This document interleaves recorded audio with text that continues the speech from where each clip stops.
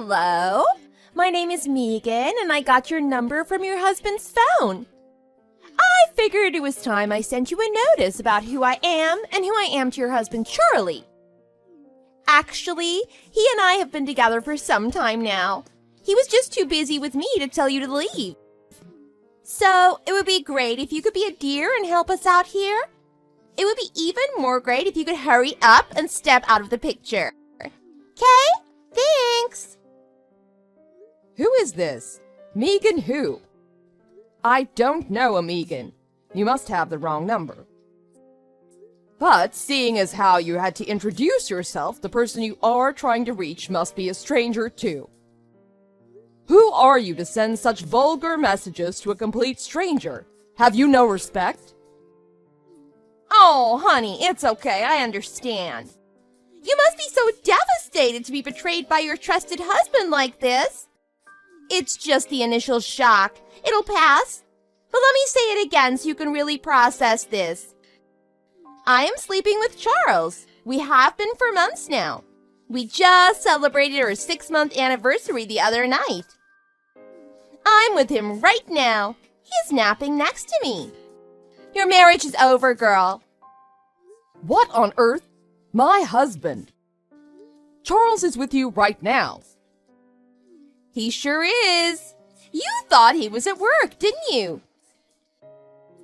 Every morning, you thought he was off to work, so you got up at the crack of dawn and prepared a hearty breakfast for him, didn't you? Ironed and starched his button-ups, picked out his ties and shoes, and personally handed him his briefcase at the door, didn't you? And after he left to go to work, you went right ahead to cleaning, dusting, washing, wiping, tidying up all day, every day. Even then, you couldn't have the love you thought you deserved as a wife. Oh, I know this must be devastating to hear. But sweetie, a true queen doesn't get treated as one by being so desperately dedicated. You poor thing. You've been discarded like an old dish rag. What? Dish rag, discarded. Who are you? You sound like a middle school bully talking to a classmate about stealing their favorite pen. You must have the wrong number.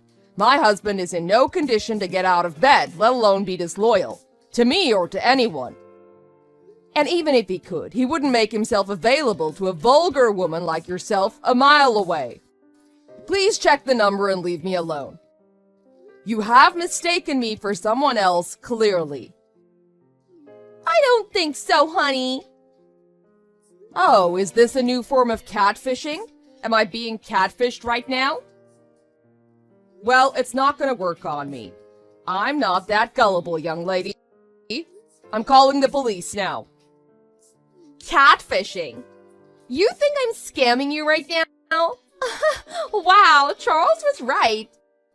You are terrible at reading the situation and thinking on your feet when you're put in a disadvantageous position.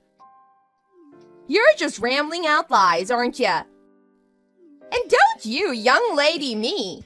I get that seniority is all you have on me, but come on. Be a lady and keep our age difference out of it. Gross.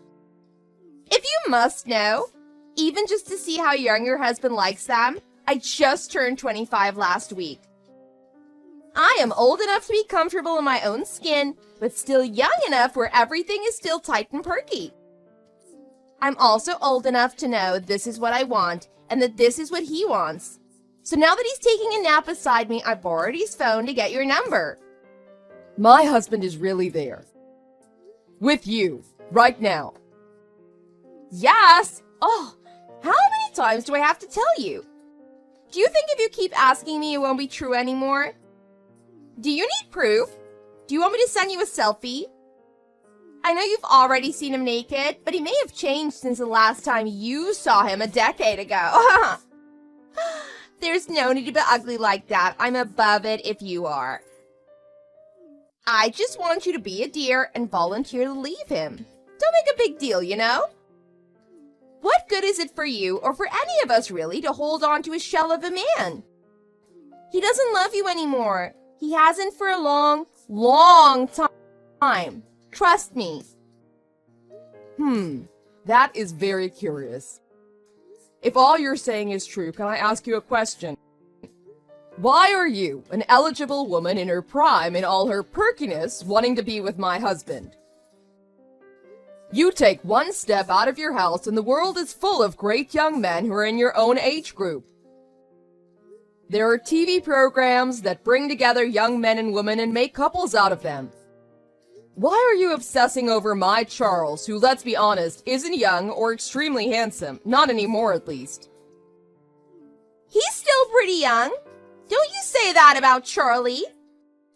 Just because you think I'm competition doesn't mean you have to bring him down with you.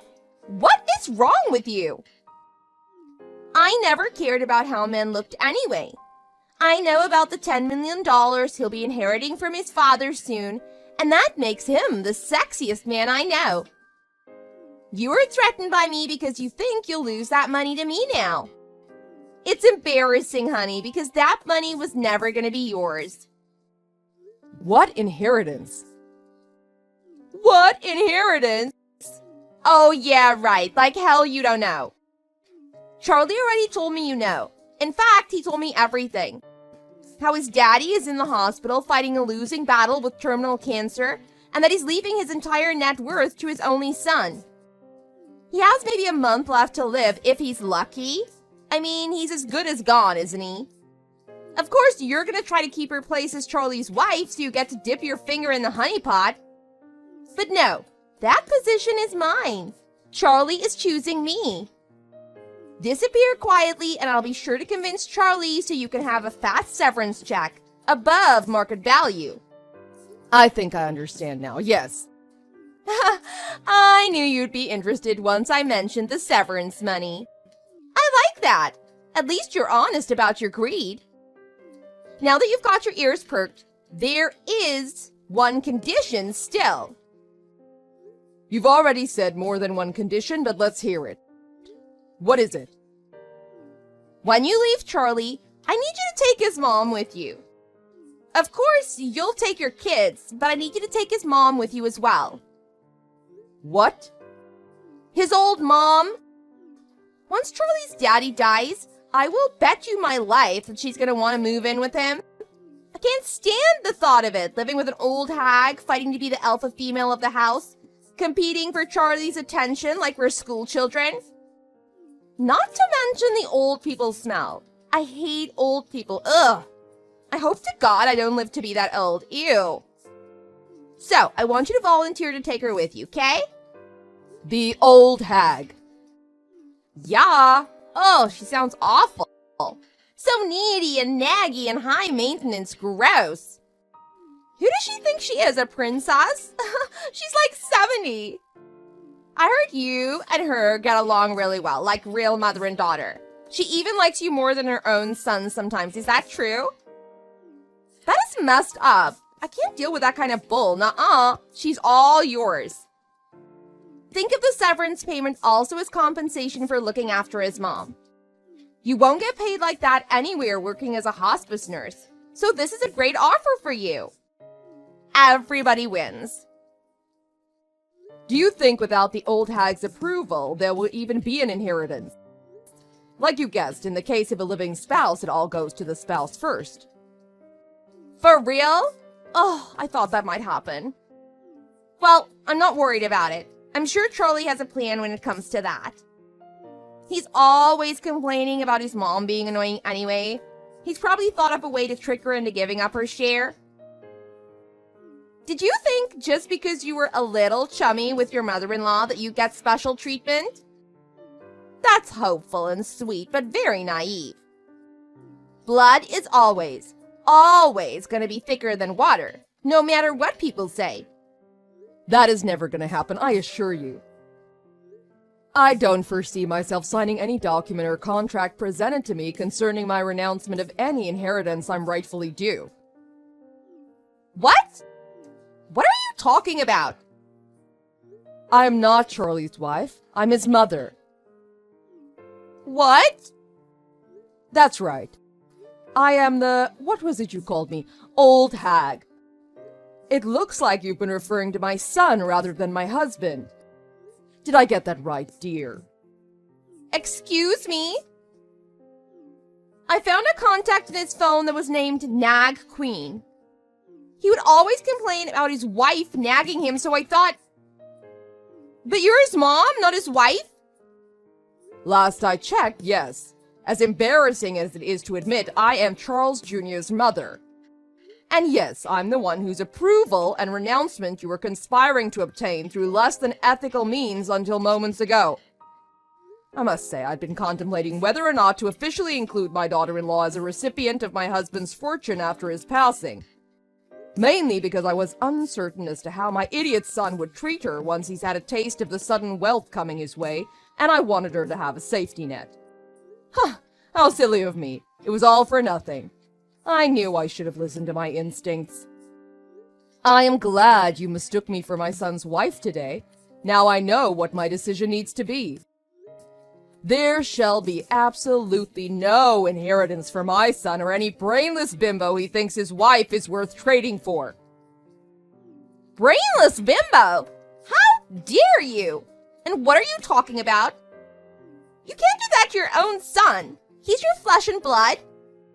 Just because I made a tiny, honest mistake, you can't write him off like that. I thought you were his wife. You are making a huge mistake here, Mrs. Parker. We will be talking to a lawyer and coming back to you with the full force of the law to claim what is ours. You will regret this. As you please, dear. Throw all the tantrum you want. I'll be surprised if you manage to make back the money you'll spend on hiring a lawyer. Would you like to know how I know this? Because my husband's $10 million fortune is not his to give at all. What? He has 3 vacation homes in the Bahamas, Greece, and Hawaii, and he is the founder of Parker Heights. Nice try, but that wasn't a very good lie. He doesn't have a dime to his name because everything is under my name. My darling husband, Charles Sr., who's been the most devoted, loving man that ever was, bought and saved everything under my name. I never once thought of the money as mine, because he is truly the mastermind behind his real estate empire. But now I'm glad that it is technically mine. I might have had a hard time convincing my husband to erase our son from his will, but since it's up to me and myself only, it should be a piece of cake. Charles Sr. never had any faith in insurance companies, you see, so you could say it was his way of securing my well-being in case something were to happen to him. I'm sure this comes to you as a foreign concept, how a man can love his wife with everything he has. My son surely has no such noble trait. Charlie never told me that. He never mentioned anything about whose money it was. I bet it doesn't even matter. This is all hearsay and technicality. It matters, sweetheart. In fact, it's the only thing that matters when it comes down to who gets to decide where the money goes. Were you so blinded by greed that you neglected to do any research on the subject? Do you think when the Queen of England died, her fortune would have gone to King Charles had her husband, Prince Philip, been still alive? First of all, I don't even know what that means. And second of all, are you serious right now? Is this not some sick, desperate attempt to shoo me away? Mr. Parker really doesn't have anything for us? Not a penny. So then you would have to die for Charlie to get anything. And how many more years would we have to wait for that to happen then? You know, for the money to go to you and then for it to finally come to us? What a question to ask me. You're quite something. Who knows, 30 years, 40, in this day and age where people live to be 100? Sure, I'm in my late 60s, but I'm as healthy as an ox. My own parents did not pass away until they were well into their 90s, so chances are I'll live to see the next century. Oh, please don't do anything stupid like waiting to 40 years for me to die. That would be most unwise. I will make it my life's mission to secure an ironclad will leaving everything to my daughter-in-law and her children. There won't be anything left for you to have waited for. That's so heartless and so mean. How can you disregard your own son like that? Don't all mothers wish the best for their children? What kind of monster are you? How can you choose your daughter-in-law over your own baby boy? Why, quite the contrary. I think this is one of the wisest decisions I've made in my relatively long life. Finally, I see things for how they are. You have knowingly broken up a marriage and stolen my grandchildren's father away from them. My son has abandoned his wife, children, and dying father to sleep around with a girl he clearly picked up at the gas station. Don't you worry about my making peace with my own decisions, and send me your address. My address? Why? I will be packing up my son's belongings and having them delivered over to your place. He is your problem now. I will make sure of it. Is that not what you wanted? Why would he come here to me? Shouldn't the wife leave his house? Charlie said he and I would kick her out and move in. My apartment is only 800 square feet. We can't live here together. There's barely enough room here for my plants. Why would I stay with Charlie if there's no more inheritance or his big 4,000 square foot house? He's over 10 years older than me and barely makes $4,000 a month. We were counting on that inheritance. You can't pull the rug out from under us like this. There never was a rug under you, Megan. That's where you're delusional. My precious gemstone of a daughter-in-law has had not one complaint about the $4,000 the whole 15 years of marriage, raising 3 beautiful children. It should be more than enough to feed 2 mouths if managed properly. I don't want to have to manage money. I want to live without ever having to worry about it. $4,000 is gone like that if I buy one Chanel bag. I don't plan on living like every other middle-class housewife making grocery lists and clipping coupons. I wanted the $10 million and to live like a celebrity, with a cleaning lady and a whole closet dedicated to my future Chanel and Prada bags. Oh, what a waste of time this was! Oh. I'm out. I don't want your garbage son. I can't believe I spent 6 months of my life trying to get nowhere. I demand you pay me for the wasted time. Give me $50,000 and I will disappear forever. Yeah, $50K sounds reasonable, doesn't it? And I won't even say a word to Charlie's wife. That kind of money must be nothing to you. Come on, I gotta get something back. Do you know how many guys try to get my number on a daily basis? But I looked away for 6 whole months. Give me the $50,000 and everyone wins. The answer is no, Megan. In fact, I'll make sure that my daughter-in-law will hear every word about this about you, and she will decide what she does with you. You are the one that may need to start paying her fines. Fines? Me to her? What? Why would I get fined? In our great state of North Carolina, dear, one can sue their spouse's adulterer and take them to court for ruining a marriage. Whether or not you had sex with the spouse matters only secondarily to have a case for what is called an alienation of affection. Looks like your stupidity got you into some serious trouble, doesn't it? Well, I better let you get to it. You have lots to do.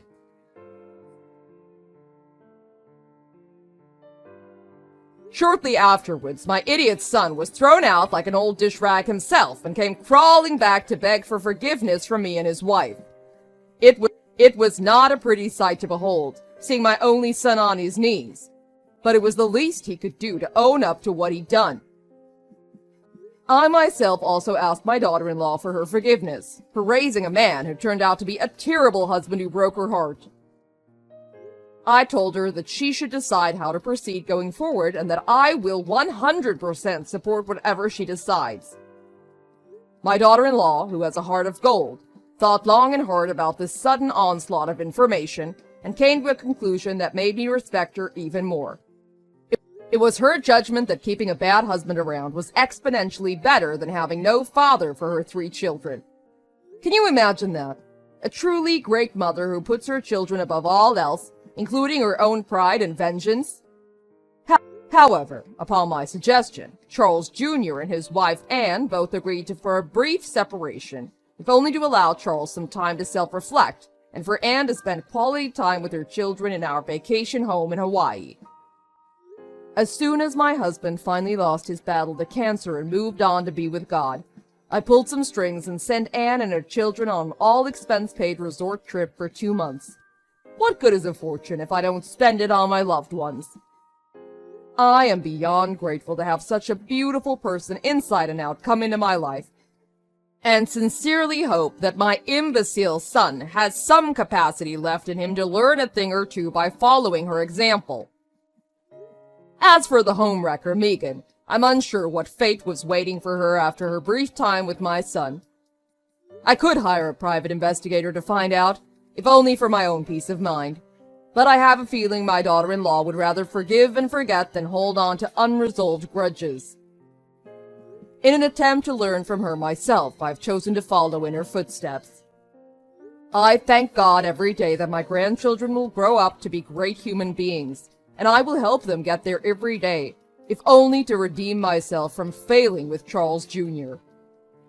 All in all, this whole calamity has strengthened us Parkers as a family.